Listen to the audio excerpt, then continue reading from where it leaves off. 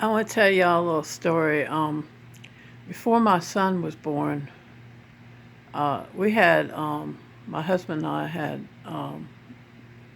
three daughters, and then I got pregnant with my twin, identical twin daughters. Well, when my twins were 6 months old, my husband had been working on the base, the army base, and he knew someone that worked in a lab. And I had gotten tests taken because I was supposed to go into the doctors, right after my twins. My twins were 6 months old.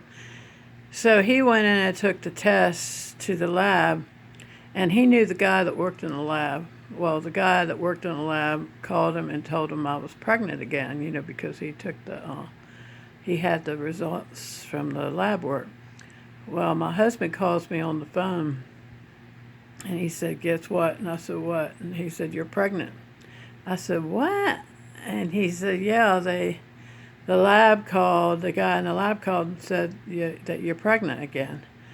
And well, I called my mom, and my mom said, "Oh, Deborah, what are you going to do with another baby?" Because I had twins that were 6 months old. I said, "The same thing you did with 10, Mom." She had 10 children. Well, 11. The last one died at birth. And so after that, I was very depressed at the time because I had twins that were 6 months old, and I just wasn't expecting to get pregnant again, because I was supposed to get my tubes tied after my twins. So anyway, we had 5 girls, and then I thought, well, maybe the Lord's going to give us a boy. So I prayed during the whole pregnancy that God would give us a boy.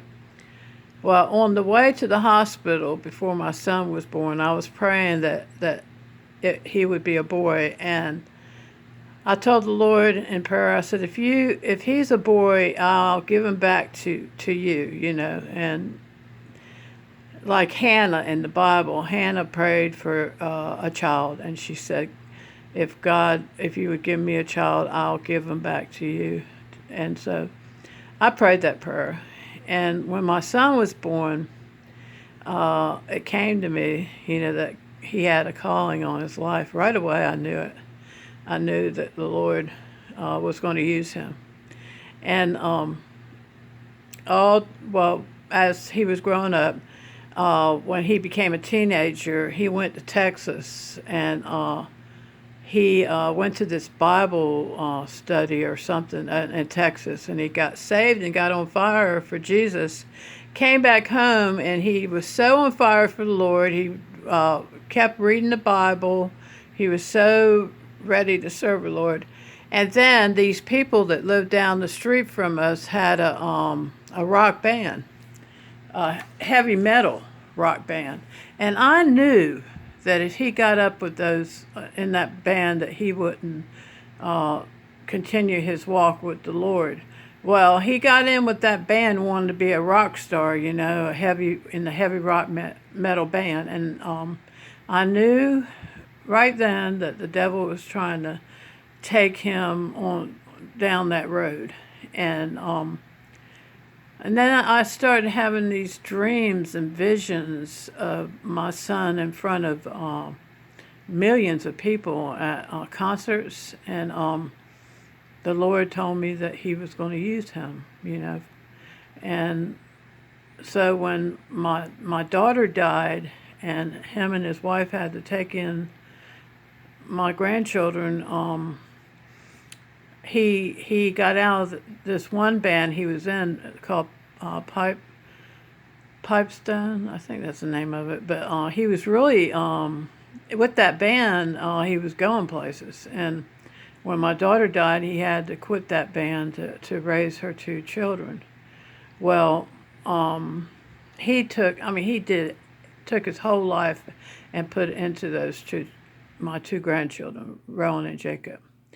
And for 6 years, really it's been 7 years, because the first year before Laura died, the kids stayed at their house almost all the time. So him and Paige spent like 7 years of their life raising Laura's children and Troy's children. Well, when Troy got out of prison, he took the kids.